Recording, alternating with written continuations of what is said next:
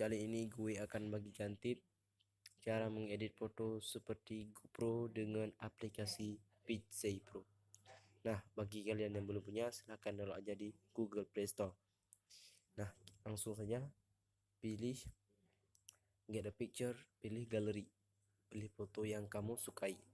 Nah, kalau saya di sini pilih foto yang ini, normal. Nah, lalu kalian pilih menu efek dan pilih efek share result. Nah, ini dia, kalian atur sebagus mungkin. Nah, seperti ini.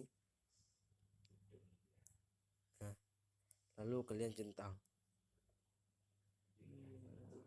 lalu pilih efek VAUK HDR. Nah, ini dia, lalu kita sesuaikan. Nah, seperti ini.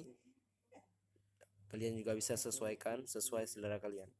Lalu centang dan simpan. Nah, oke guys, jangan lupa like dan subscribe channel Kang Muda.